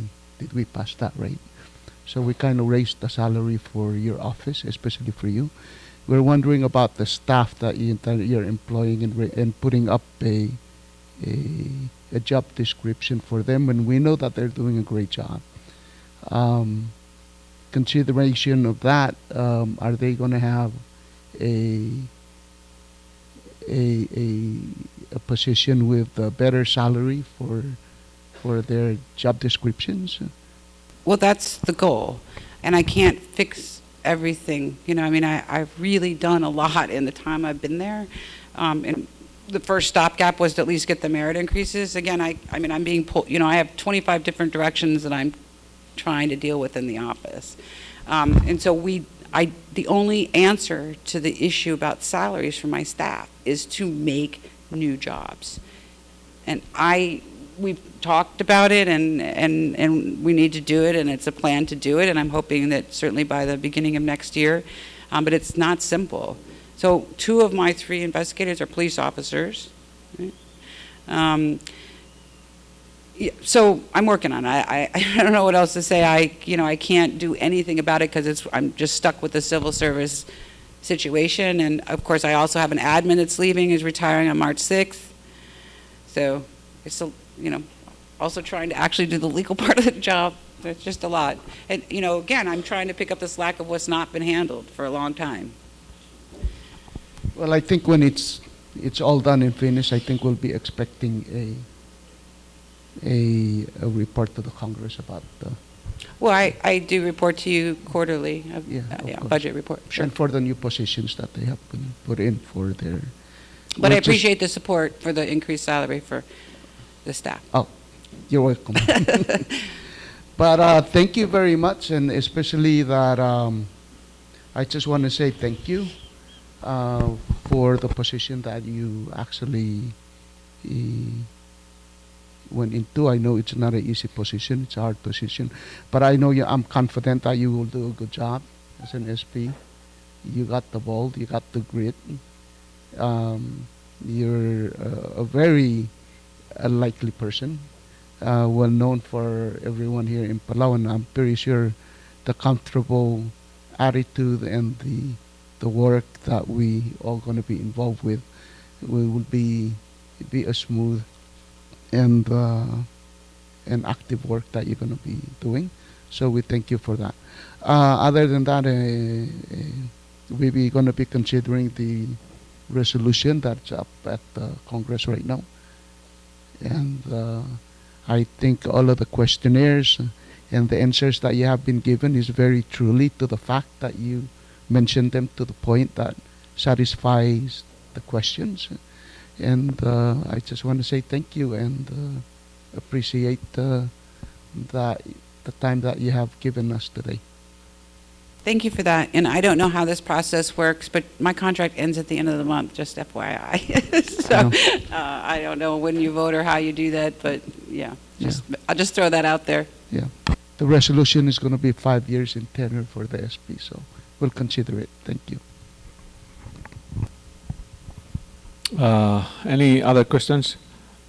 I'll give the floor to I promise this will be my final question. This is something that I've been kind of concerned about, having worked for the Nature Conservancy, and it's a non-profit organization from the United States, and they do have laws in the books about lobbying, campaigning. Is this something that's considering like NGOs in Palau that do get tax deductible, you know, like they can actually, is there something in the books, or is that lacking, that they're able to actually campaign? And this also includes like educational institutions. Is that something in the books on to that effect, or is this something that's lacking in the laws for Palau?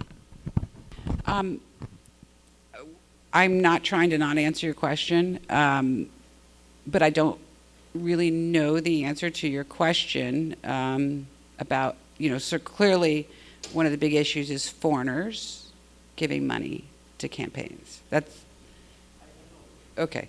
I haven't received, my office has not received any complaints like you're mentioning. And if someone were to submit one to my office, we could take a look at it, yes. But I'm just not, with all respect, in a position to give you a legal opinion about it. And also because it's oftentimes very fact-specific, right? It's what organization, what are they doing, you know, and so I just can't answer the question, not because I don't want to, but I'm not going to just make something up and No, tell you. I totally understand. I'm particularly concerned about, you know, it's one thing to provide factual information that will help inform policy making, rather than actually lobbying that you want a certain law to be passed this way. And for organizations that actually do get the benefit of getting tax deductible, you know, you're allowed to actually donate and then come here and actually lobby to have a law passed to prohibit something from happening. And I don't know, and that's a question that I have, and perhaps you don't have to answer that. Then I'll look into this some more with our legal counsel. But And please feel free to file a complaint with my Yes, office yes. so that we can take I'm a not- look at I'm it, not- I'm even just, anonymously. it's a hypothetical scenario that Yeah. I'm presenting, having had an experience working for an NGO. I guess my last question would be, I know that the last special prosecutor had a lot of programs as far as educating the public on the law and whatnot. But you also were very careful in saying that it's a fine line. You know, you probably can educate, but you're also prosecuting people. So can you elaborate on that? Because I think that's a very important point. Because I don't want the state to say, well, Joram and Helena came and said, oh, you guys should do it this way. And then they said, oh, well, you know, you guys were explaining the law, but they can take it like, oh, you're advising them on something that it's not. And so can you perhaps touch on that? And thank you so much. Thank you for being here. Well, thank you for that, Yes. and that is one of the issues. I mean, that is one of the issues about when we go, if we're going to do this community outreach, what is the purpose? I mean, there's a very limited purpose if you just say, here's how you can make a complaint, and you know, what we're involved with is government corruption if you think you see it. But when you start going beyond that, what you end up getting into is people like the email I got this morning. Well, so-and-so did this and that, and is that legal? Which is not appropriate for me to be talking about or giving opinions about. I'm not the legal advisor to the people of Palau. So that, and then also exactly what you said, which is, for instance, asking a question about, well, is this legal? Well, that's hard to answer, not because I'm being obtuse, but because it depends on the facts, it depends on all the specifics, it depends on, you know, people think, oh, the lawyers know all the laws. We don't know all the laws all the time. You know, it's very specific and needing to go look at them. So I think there's, I think there's a place for it. I just not sure that how it's been handled in the past is how I see it being handled in the future. And again, I think there's other avenues to provide that basic information. How to report things, see something, say something, without having to go to a state to do that. And lastly, it's about prioritizing, as we've discussed. So things will change, assuming I'm confirmed. There's been a backlog of cases and all of these things that I'm trying to do, and digitizing documents and the standard operating procedures, and we now have our first case in litigation. We have some big investigations going on, which I expect we'll be filing this year.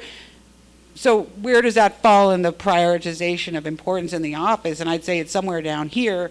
Right now, we don't have any shortage of complaints. So, I'm not against it or anything. And again, there are certain avenues where I think it's super important, which is these installation sessions, when these meetings where the new state government is coming in. I just think that there was a huge focus on that in the past that I didn't really understand, to be honest. So don't know what else. That's kind of where I'm at with it. Senator Basilio, once more. Tamara, I'm pretty much comfortable talking to you because we kind of know each other a little bit. So, but let me just be frank and honest. This is one of the questions that have been raised to me before I came into this hearing. SP's position is quite one of the high-level positions in the national government. The question is that that we see that you're very active and very open in social media. If the position is granted to you, are you going to continue to be active in social media? Well, let me first say that I don't think I have been very active in social media for probably about a year. I mean, I really just, there's been times, and I think you cited something for 2022, I really haven't. In fact, most of my social media is about my travels. I pictures of my dog, sunrise, and there's been the only recent thing that's even, there's been some discussion about the PGST.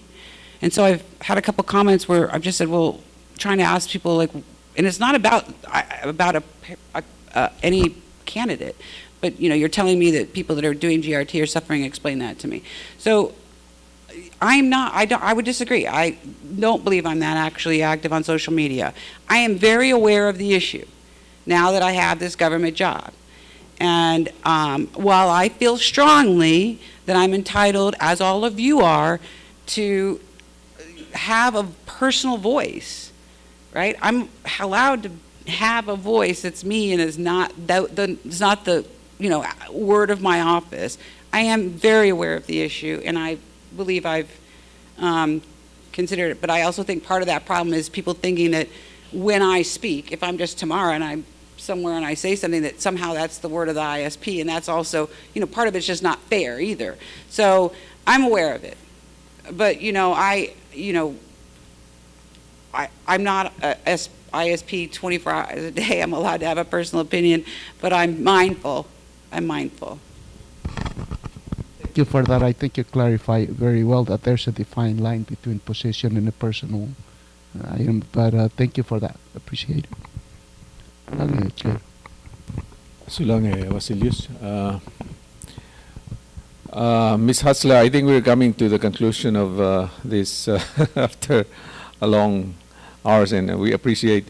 But before we end, I have one final question to ask you. Palau is a very small community, and even though we expect for the Special Prosecutor and especially your staff and the office as a whole to be as much as possible be independent in your work. But we do know that you cannot avoid having your friends invite you to celebrate a birthday or a party together. Definitely, we are human beings, so we have friends. So my question is really on the area of conflict of interest. And I've seen cases before where a case was carried out against a person basically in favor of another friend. And I don't want to dwell too much on that, but in the event that, that there's a report from a friend or that create a perception that you're actually pursuing a specific case as a favor for your friend or somebody who's close to you or your staff, how would you manage that kind of situation? It would never happen. I will never make decisions about anything I do because of who somebody is. I'm serious. I don't know how more to tell you this. I mean, I have recently had to go back into court on a case that was prosecuted before my time with someone who's supposed to be paying a fine, who is somebody who in the past has been a good friend of mine. And I walked into court and called him by his last name and said, if you don't pay this, I'm going to file for contempt. Like, I don't know what else to say to you. A, I'm not dating a Palawan. I'm not married to a Palawan. And honestly, I don't socialize much anymore. I know some of you remember me from the days gone by. Right? Okay. I've seen all y'all out in the days gone by, but honestly, now that I live where I live and maybe the age getting a little older, I really am a homebody. So I can't remember the last time I was out I mean, it's been years. Honestly, it's been years that I have been out in the evening time in Karor, for real. So, but I understand the concern because I've been here. All I can do is tell you that it doesn't matter. In my office, if an investigation comes in, and one of the first things we do is kind of screen for conflicts, not so much with me, but with my staff. And, if any of them ever had a direct conflict, they wouldn't work on the case. But there have been a couple of times where something's come in and someone said, I live in that state and I can do this, but, I'd be better. I just really think it'd be better for the investigation and better for me if I'm not doing this. This is why I have multiple staff that can then handle that. So, Senator, I just don't know how to tell you that I would absolutely never, ever bury an investigation because it's somebody that I know, not do an investigation, choose a prosecution because it's somebody that I don't like. It's just not who I am. Honor and integrity are everything. Sorry.